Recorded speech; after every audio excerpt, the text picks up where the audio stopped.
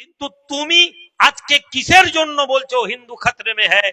তুমি যে হিন্দু খাতরে মে হ্যায় এই শব্দটা বলছো, তুমি কি জানো তোমার বাঙালি হওয়ার অস্তিত্বকে নষ্ট করে দিচ্ছে একদল লোক, যারা তোমার অজান্তে ভোট বাক্সকে মজবুত করছে, আর একদিকে তোমাকে শুধু বলছে হিন্দু খাতরে মে হ্যায়। সম্মানিত ভাইয়েরা, আমাদের লড়াই তাদের বিরুদ্ধে। আসুন তাদের বিরুদ্ধে লড়াই কিভাবে করা দরকার আমাদেরকে জানতে হবে। আগে পরিকল্পনা অনুযায়ী চলুন, রোল মডেল তৈরি করুন। আজ মুসলিম সমাজ, আমি আলেম ওলামাদেরকে সম্মান করি, ইমামদেরকে সম্মান করি, মৌলানা সাহেবদেরকে সম্মান করি। সবচেয়ে ধোঁকা যদি এই জাতির লোকেদেরকে কেউ দিয়ে থাকে, এই ধর্মীয় লিডারদের একটা বৃহত্তর অংশ, যারা বারবার কথা বলে রাজনীতি বাবু ভালো জিনিস নয়, এসব রাজনীতি টাজনীতি করো না। দীর্ঘদিন ধরে ধর্মের নামে পয়সা লুটনেওয়ালারা রাজনীতি থেকে যুব সমাজকে দূর করেছে। যদি তারা সফল হতো, হ্যাঁ রাজনীতি ভালো জিনিস না, আমরা রাজনীতি করব না, আপনার ঘরে আপনার মুরিদ, আপনার দলের মুসল্লি, আপনার দলের কি বলে দায়ী, সে গিয়ে তৃণমূল, সিপিএম, কংগ্রেসের মতন রাজনৈতিক দলেদের ঝান্ডা বইছে, আপনার ঘর থেকে, আপনার সমাজ থেকে যদি কেউ রাজনীতির কথা বলে, আপনি ওই লোকেদেরকে উত্তেজিত করে বলছেন বাবু রাজনীতি ভালো জিনিস না, তাহলে চিন্তা করার বিষয় আছে। আজ আপনারা যুবক রোল মডেল তৈরি করুন।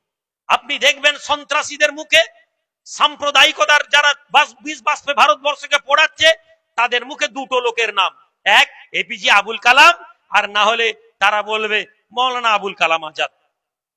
এর বাইরে তারা কথা বলতে পারে না। তাদের মুখে কোনোদিন হামিদ আনসারির নাম শুনবেন না।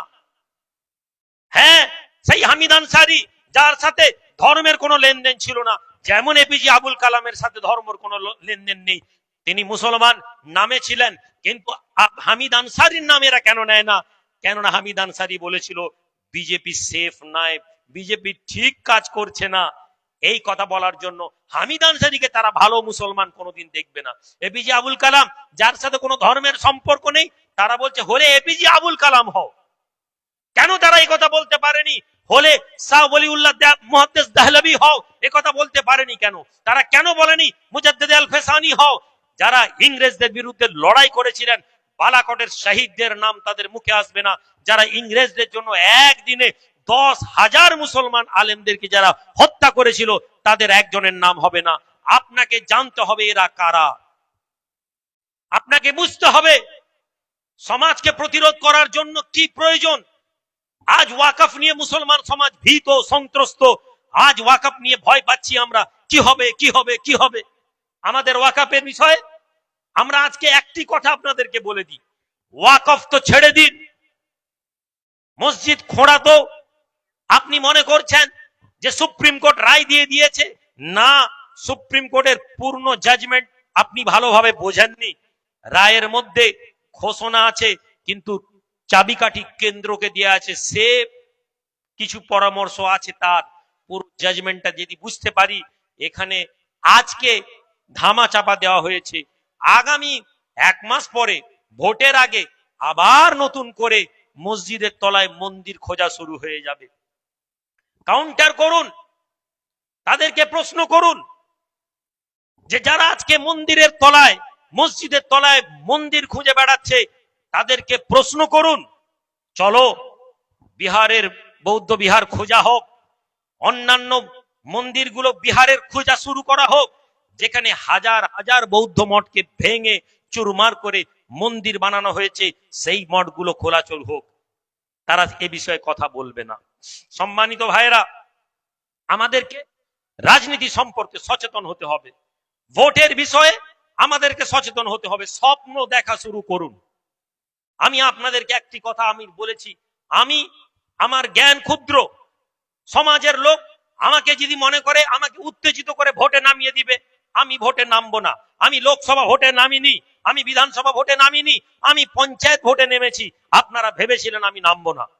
আপনারা মনে করছেন যে বিশেষ করে রাজনৈতিক দলের নেতৃত্বরা তারা মনে করে যে এরা মনে হয় শুধু হাওয়ায় কথা বলে। জি না, আমি হাওয়ায় কথা বলি না। আমি চাই না আমার এই জাতি ভুল বুঝুক।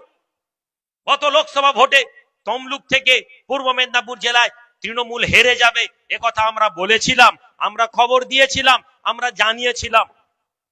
তৃণমূল মনে করেছিল 500 টাকা দিয়ে আর মসজিদের একটা করে ইমাম সাহেবদেরকে কিছু টাকা দিয়ে মনে হয় মুসলমান ভোটকে আমরা পকেটে করে নিয়েছি। তারা জানে না ওই ইমাম সাহেব তার বাপের কথা শুনেনি, ওই ইমাম সাহেব তার মাকে দেখেনি, সে সরকারকে দেখবে। এই ধারণা ঠিক না। যদিও আমি সব ইমামের কথা বলছি না, আমি যেটা বোঝাতে চাইছি সরকারকে, যে যারা মনে করে যে সামান্য পয়সা দিয়ে বিজেপিকে জুজু দেখিয়ে একটা দাঙ্গা করিয়ে এক জায়গায় 4টা মুসলমানকে ধাক্কাধাক্কি করিয়ে তারা আমাদেরকে ভয় দেখাবে। আমরা হচ্ছি সালাহুদ্দিন আইয়ুবী আনসারীর প্রজন্ম, আমরা হচ্ছি সালাহুদ্দিন আইয়ুবী আনসারীর জাতির রক্তের ছেলে। আমরা হচ্ছি ওই মানুষ যারা লড়াই করাকে ভয় পাই না, আমরা লড়াই করতে চাই না, কিন্তু যেদিন আমরা লড়াই করতে মাঠে নামবো সেদিন আমাদের প্রাণ অথবা বিজয় আমাদের লক্ষ্য হবে। এটাই আমাদের আদর্শ।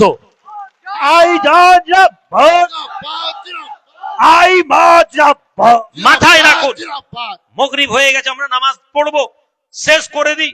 মাথায় রাখুন, মাথায় রাখুন, একটা লোক, একটা দল, একটা সমাজ মনে করছে মুসলমানরা বিজেপিকে ভয় পেয়েছে, আমরা মাইনরিটি ভোটকে কন্ট্রোল করে নিয়েছি। তারা মনে করছে যে আমরা মনে হয় মুসলমানদের কোন লিডার তৈরি করতে দিইনি, যেই দাঁড়াবে তাকেই বলবো বিজেপির লোক। আপনারা জেনে রাখুন, আমি আমার ক্ষমতা অনুযায়ী তৃণমূলেরকে বলে রেখেছি যে আমরা রাজনীতি করতে চাইছি না। যদিও আপনারা শুনে নিয়েছেন যে আমাদের পার্টি রেজিস্টার্ড হয়ে গেছে, আলহামদুলিল্লাহ। আমি ডিক্লেয়ার করছি না, কিন্তু শুধু জানিয়ে দিই, আগামীতে যখন ভোটে দাঁড়াবো তখন আপনারা কথা বলবেন, আপনারা এটা জানাবেন যাদের কাছে সামান্য স্বার্থের জন্য আমরা গেছি। সংখ্যালঘু সমাজ শুধু নয়, আমার চাওয়া কখনো মুসলিম সমাজের উপরে নেই। যতদিন যত লোকের কাছে আমি চেয়েছি, কখনো কোনো জাতির লোকের ভিত্তিতে চাইনি, আমি আমার সমাজের ভিত্তিতে চেয়েছি। এই রেকর্ড আমি রুহুল আমিনের আছে, এবং মাইকে দাঁড়িয়ে বলি, শুধু মুখে কথা বলার জন্য নয়। তাহলে আপনাকে দায়িত্ব, আপনি ইউটিলাইজ করতে, ভোটকে গুরুত্ব দিতে শিখুন, তৈরি হন। আগামীতে ভোটের জন্য আমরা প্রস্তুত হই। আজকে সংখ্যালঘু তোষণ বন্ধ হয়ে গেছে, কিসের জন্য? তারা জানে সংখ্যালঘু ভোটকে এমন জায়গায় পৌঁছে দিয়েছে, এরা পারবে না। কে জিতবে আমাদের জানার দরকার নেই। যেদিন আমরা ভোটে দাঁড়াবো সেই দিন আমাদের প্রার্থীকে আমরা ভোট দেব, এই মানসিকতা নিজে জানুন। নিজের ঘরের ছেলেকে জানান, নিজের বাপের সাথে তর্ক করুন, চা দোকানে বসে তর্ক করুন। ফেসবুকে গালাগালি দেওয়ার নাম পলিটিক্স জানা নয়। তর্ক করে এটা প্রমাণ করুন, জিজ্ঞেস করুন কেন পাবো না। আপনাদেরকে একটি আশা করি, শেষ জিনিসগুলোর মধ্যে ইউটিলাইজ করুন মডার্ন প্ল্যাটফর্ম গুলোকে, সোশ্যাল মিডিয়া, ফেসবুক, বিভিন্ন ধরনের ইউটিউব, যে সোশ্যাল মিডিয়া প্ল্যাটফর্ম গুলো আছে। আবেদন করছি, সারাদিন টিকটক দেখে নিজের জীবনকে ধ্বংস করবেন না। সারাদিন ইউটিউব দেখে, ফেসবুক দেখে নিজের জীবনকে ধ্বংস করবেন না। ইউটিলাইজ করুন প্রপার সোশ্যাল মিডিয়ার। সোশ্যাল মিডিয়া আমরা ছাড়তে পারবো না, তাহলে কি পারবো? আমরা চেষ্টা করব সোশ্যাল মিডিয়ার মধ্যে আমাদের কাজ করার। রাস্তায় যদি কোনো অন্যায় দেখুন, লাইভ করুন, প্রশাসনের সাথে ডিল করুন, প্রশাসনিক ভবনে যান। এই সামনে আবাসন নিয়ে যে দুর্নীতি হয়েছে, আজকে জেলা থেকে আপনাদেরকে বার্তা দিতে চাই, যদি আবাসন দুর্নীতি আপনার এলাকায়, গরিব মানুষ, পাকা বাড়ি নেই, এমন লোকের বদলে দোতলা পাকা বাড়ির মালিক যদি ঘর পায়, রাস্তা নয় ভিডিও ঘেরাও করুন। এটা সংগঠনের নির্দেশ। আপনার ক্ষমতা অনুযায়ী আপনি ভিডিওগুলোকে ঘেরাও করুন, প্রশাসনিক দপ্তরকে চিঠি লিখুন আর কৈফিয়ত চান।